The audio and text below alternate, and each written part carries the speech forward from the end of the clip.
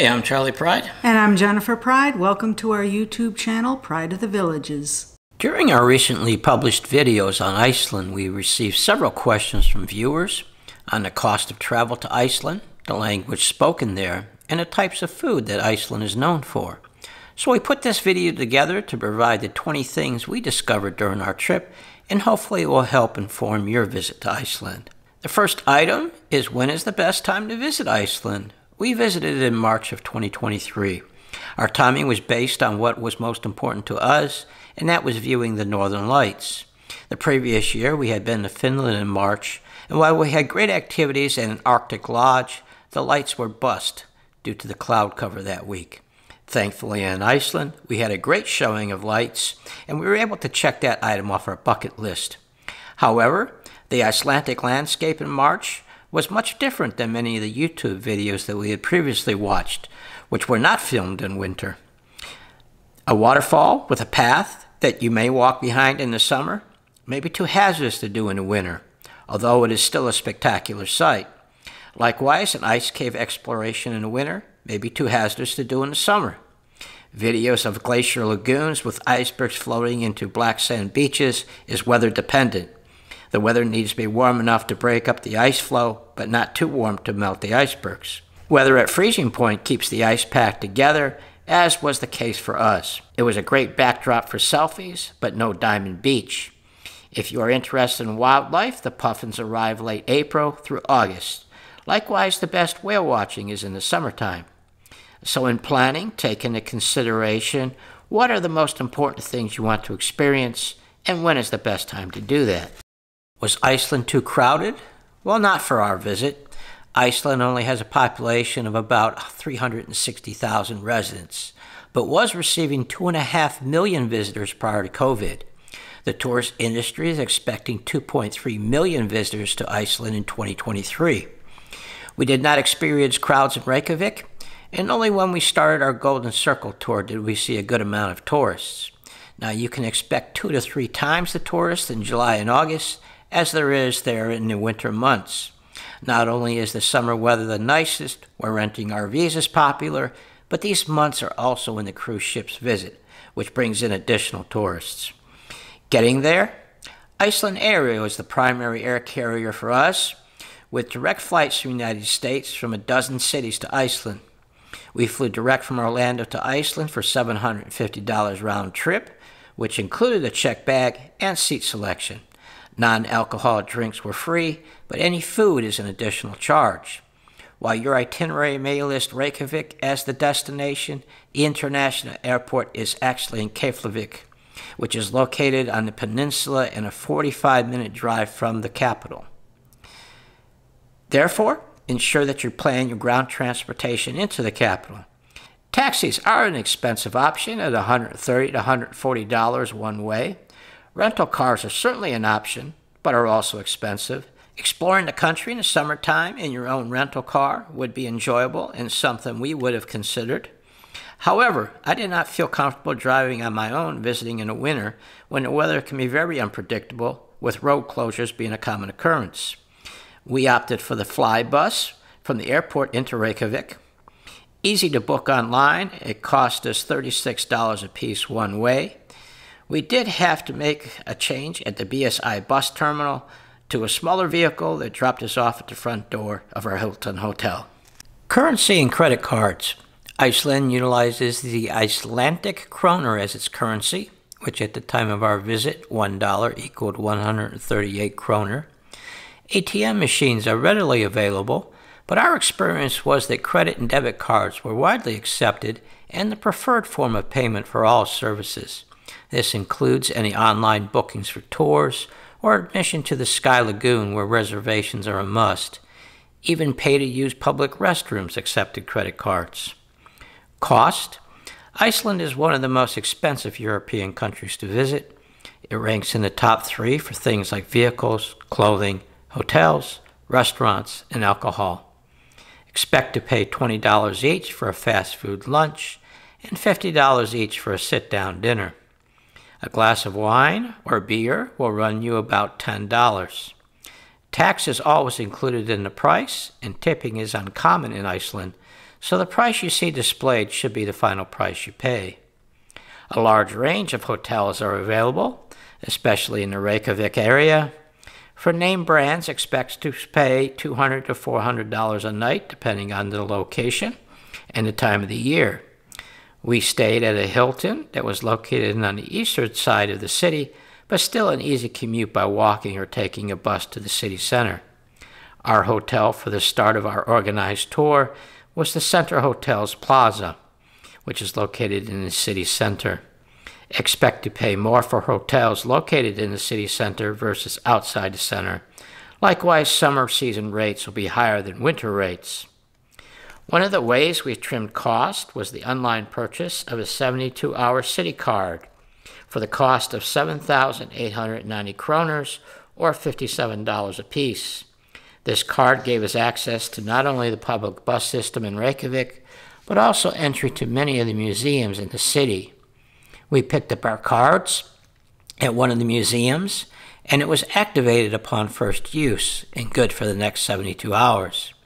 Using the buses was very easy, as all the displays are in English, and there's an app that will help you navigate the system. The language. Icelandic is the official language of Iceland, and Danish is also taught in schools, as there are historical ties between the two countries. Icelandic is one of the more difficult languages to learn, and pronouncing some of its words can be a real challenge. There were many jokes in the Western media as journalists tried to pronounce this volcanic eruption in 2010. Thankfully for us, English is widely spoken, and most displays at the tourist sites will have the descriptions in English. We encountered no language barriers during our visit to Iceland. Icelandic food. At the height of the lambing season, there are approximately 700 to 800,000 head of sheep on the island. That is double the resident human population. Sheep do very well in this rugged landscape, and that is why they are on most restaurant menus. Served in a variety of different ways, to include in soups and stews during the winter months. The second mainstay in Icelandic cuisine is seafood. No surprise, considering the bountiful fishing grounds surrounding Iceland, and seafood is a major export item as well. Cod and salmon are the most common fish dishes on the menu, along with Arctic char. There is also lobster soup made with langoustines, which is a very small lobster, and you will see these available in the grocery markets as well. Other dishes you will find are wild game, such as reindeer. Also, don't be surprised if you see puffin and whale on some menus. Icelanders get a kick out of serving fermented Greenland shark to tourists, along with a shot of Brevinin, engaging their reaction. The late Anthony Bourdain described fermented shark as the single worst, most disgusting and terrible tasting thing he had ever eaten. But I like Chef Ansley Harriet's description the best, when he was unable to tolerate the heavy ammonia taste and described it as like chewing a urine-infested mattress. All right, let's go. Go. Oh.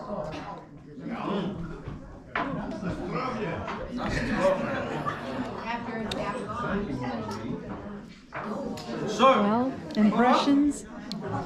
if you liked it, One and done. Uh-huh.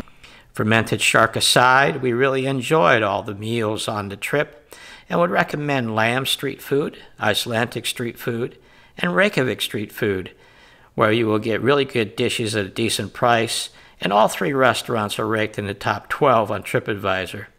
The number one restaurant on TripAdvisor was Arabian Taste. Middle Eastern food at a great price. We visited there twice. The hot dog is an Icelandic national dish. They are made of lamb. Get them the Icelandic way with everything on it at this stand in the city center of Reykjavik. Looking for a good sub shop? Holabadur was across from our hotel in the city center, and it did not disappoint. Pastries any time of day. There are several locations of Road & Company throughout the city, and we would certainly recommend them. More upscale dining? Dinner at Hoffman was included in our tour. We had a great meal and dessert at this waterfront restaurant. One of the things that Iceland is known for is its chocolate, and there are several brands made on the island. Amnan is produced in Reykjavik, in a factory store in the harbor area. We picked up several bars of chocolate for ourselves and also as gifts. They had some very unique flavors, such as black and burnt barley, which was very good. Also, their on-site ice cream shop made some yummy sundaes. Icelanders love the combination of chocolate and licorice. Try some chocolate balls with a licorice center, or one of these chocolate bars with a top layer of licorice. Grocery stores are where you can save some money buying your chocolate and other snacks. Cronin and Bonus were the two stores we shopped. Who can resist that purple pig bonus bag as a souvenir? Water. Don't waste money on bottled water. Bring a reusable water container. Iceland has some of the best tap water in the world, and Icelanders will laugh at your disposable bottled water purchase, as it is the same water that comes out of the tap. Restaurants and hotels will typically have a self-serve water dispenser where you can just help yourself at no charge. Weather and clothing. Iceland's ever-changing weather dictates dressing in layers. While the Gulf Stream keeps the winter temperatures from plummeting into negative Fahrenheit numbers, its mix with Arctic air causes sudden and frequent weather changes. Therefore, there can be a lot of wind and stormy weather any time of the year.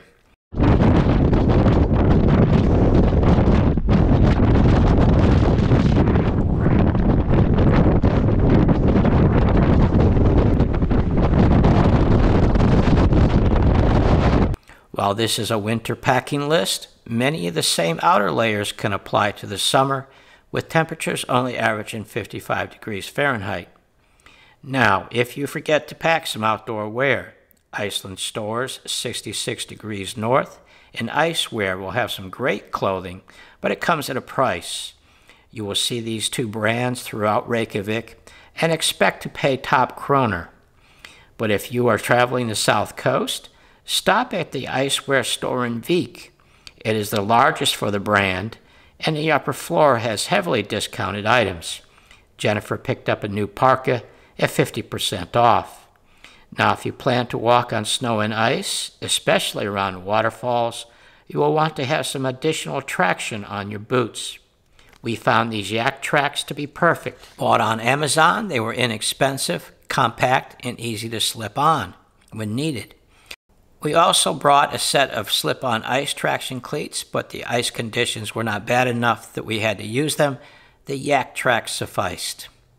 The Northern Lights was our primary purpose for visiting Iceland in the wintertime.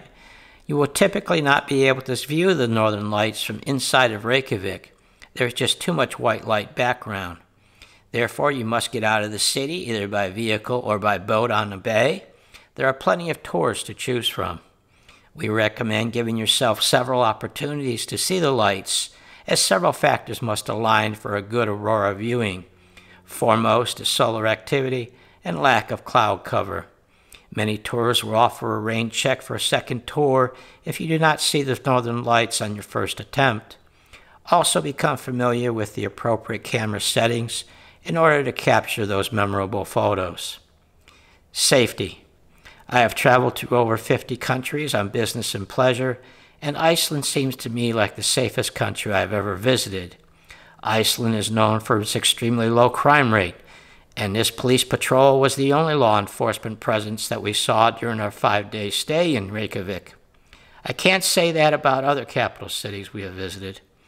However, where tourists can run into trouble is when out exploring the island's volcanoes, glaciers, waterfalls, geothermal springs, and beaches, as there are hazards associated with each of these natural wonders.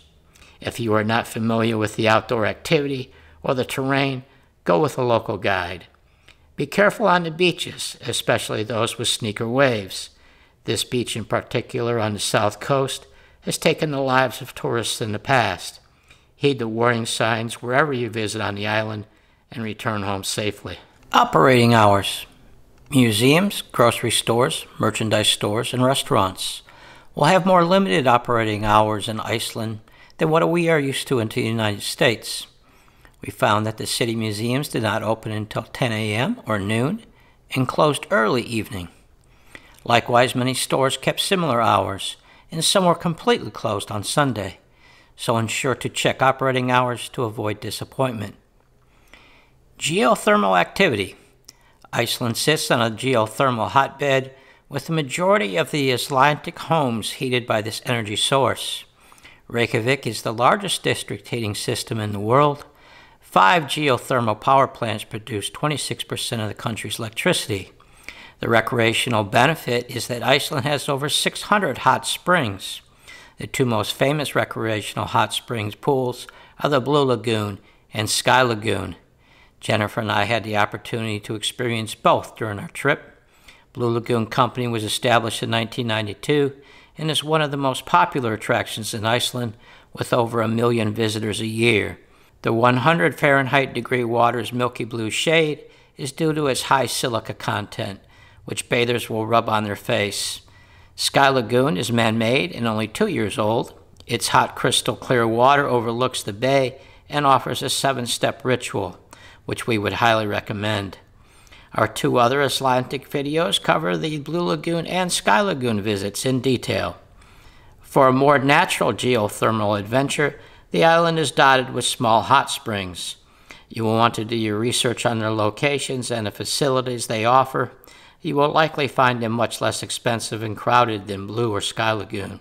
Hidden people. There is a good percentage of Icelanders that truly believe in the hidden people, which are elves and trolls. Some people claim to interact with the elves and ensure their well-being.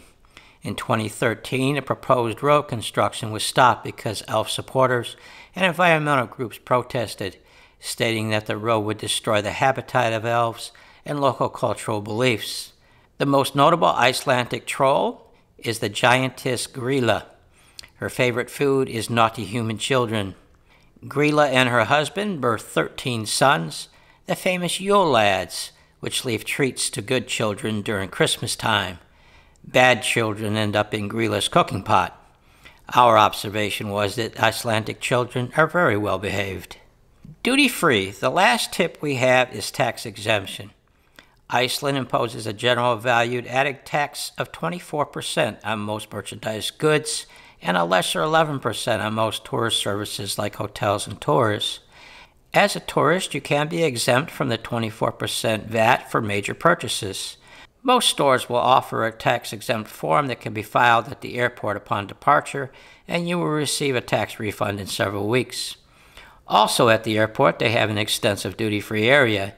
We found the best prices on Om chocolate on our departure.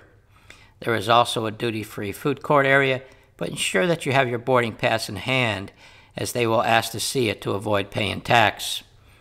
Well, that is our 20 tips for visiting Iceland, and we accomplished that in 20 minutes of video.